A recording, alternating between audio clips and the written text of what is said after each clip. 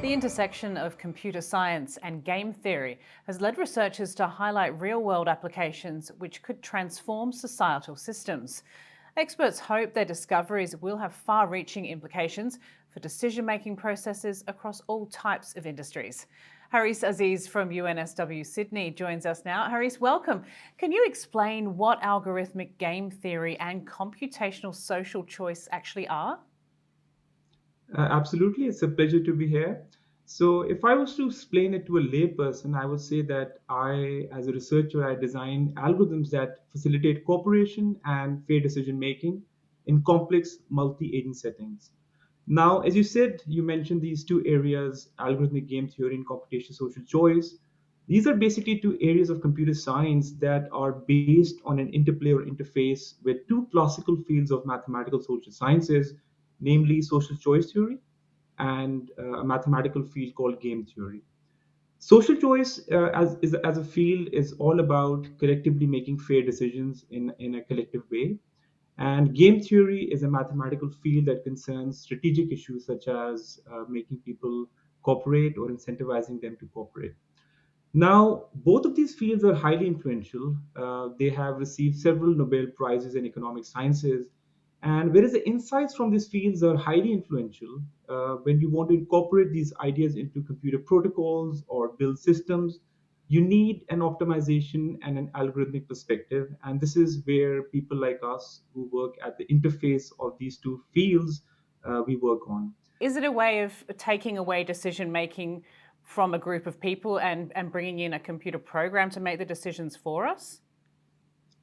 The idea is to automate decision making, but it doesn't mean that we want to take away these decisions from the people. In fact, it's a way to aggregate what the people's wishes are in a somewhat ethical and principled manner to make joint public decisions. Okay. So you mentioned the importance of fairness in your research field. Can you elaborate on how fairness factors? Yeah, so what is happening nowadays is that an interesting digital transformation is taking place where a lot of important decisions are being handed over to the computer and hence indirectly to programmers and software designers. Now, in computer science in general and in AI as well, there is a big push for fairness, transparency, and accountability in algorithms. There's even a website called Algorithm Watch that raises concerns about when algorithms are not behaving fairly or properly.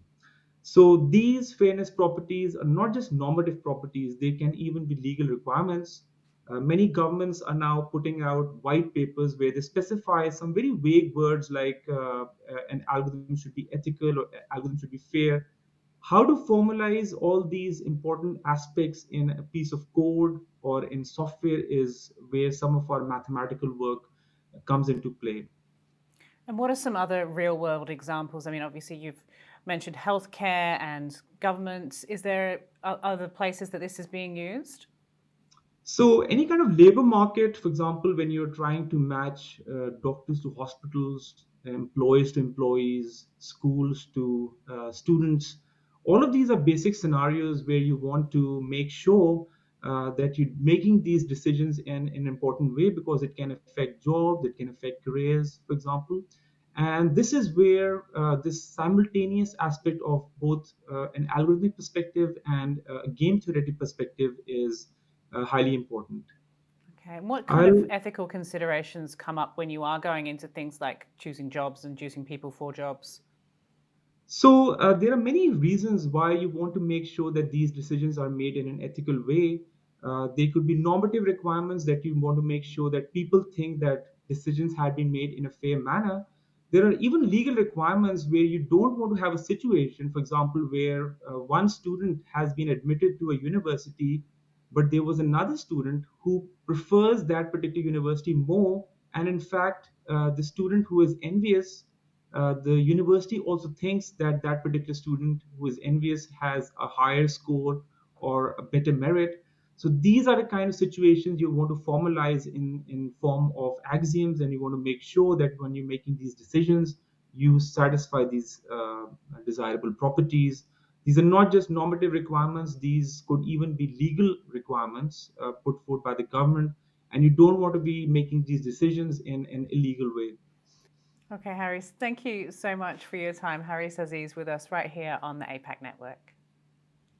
Thank you.